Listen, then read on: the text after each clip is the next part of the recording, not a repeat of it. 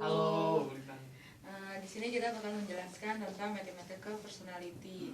Nah, sebelum kita jelasin bagaimana sih personality seorang mathematician itu, Sagu bisa tebak nggak dari 4 tokoh ini yang mana sih yang mathematician? Kayaknya yang ini sama yang ini. Yang ini sama ini. Emangnya kenapa? Bedanya apa coba sama yang dua lainnya?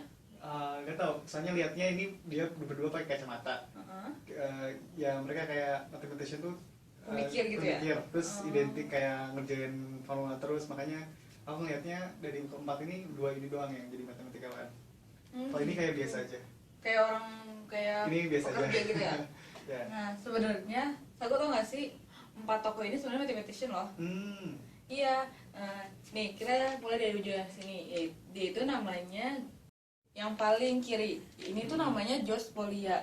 George Polya ini menemukan 2 karakter seorang mathematician, yaitu absent-minded dan eccentric. Maksudnya absent-minded itu gimana? Absent-minded itu di dalam bahasa Indonesia adalah linglung. Kok bisa linglung?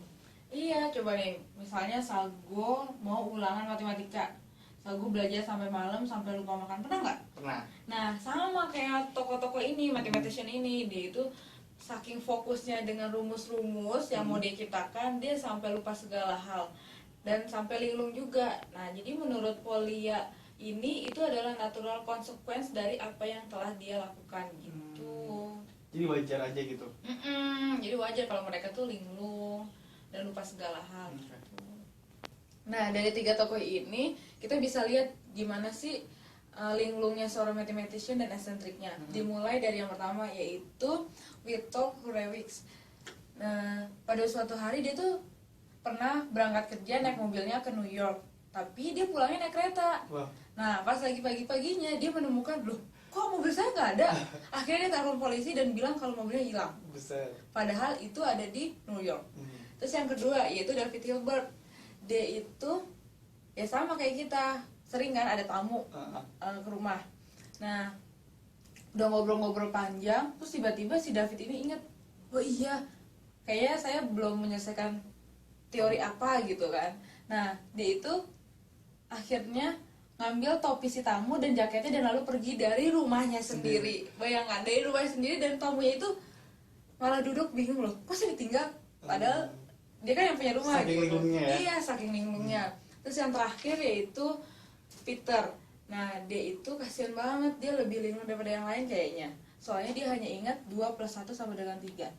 Karena dia menemukan hal yang sangat menarik buat dia jadi sampai lupa nama-nama cucunya, berapa jumlah cucunya, dan yang lainnya. Gitu. Berarti apa ya? Pernah dengar juga sih, bukan Aristoteles saja. Pernah dengar tentang kisah Aristoteles. Kalau dia juga dulu pernah waktu nemuin teori, dia langsung lari ke kota tanpa menggunakan baju. Jadi iya, itu bisa salah satu linglung juga kan? Iya benar. Karena saking kesenangannya terus dia lari gitu ya. Nah, terus yang tentang eksentrik itu coba dilihat persamaan cara berpakaiannya dari 4 tokoh ini. Bener nggak sih kalau sama-sama pakai jas? Ya, suka pakai jas.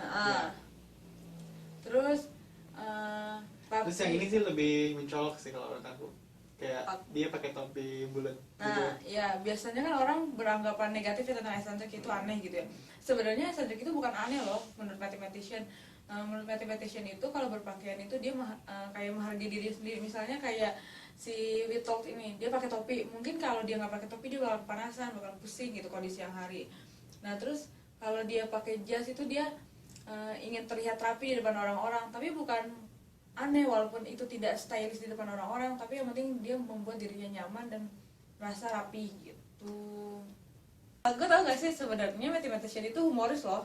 Nggak tahu. Iya, selain linglung, eksentrik dia juga humoris ternyata. Contohnya nih, kayak hipotenus, pernah dengar kan hipotenus? Pernah lah. Di apa? Di geometri, di ini banyak lah. Iya. Nah, hipotenus yang pernah kamu dengar itu ternyata plesetan dari hipopotamus itu loh. Yang kuda itu. Iya. Nah, terus yang Tapi bingung aja nyambungnya dari mana. Iya. Terus yang pi juga ternyata dia itu plesetan dari kue pie yang enak itu loh. Nah, terus yang terakhir yaitu illogic of English pronunciation. Sebenarnya kan banyak tuh kayak mathematician pindah ke negara lain. sampai-sampai dia pronunciation-nya salah kayak grow, go, no, ho. Tapi mungkin itu kayaknya ini ya natural kali ya, soalnya kan dia baru belajar bahasa Inggris gitu. Tapi ternyata kenapa disebut illogic, karena dia tuh nggak bisa menyusun kata-katanya dengan benar gitu. Jadi harusnya sebagai matematisian kan mereka ini ya bisa terstruktur. terstruktur ya. Makanya dibilang ih lucu ya gitu.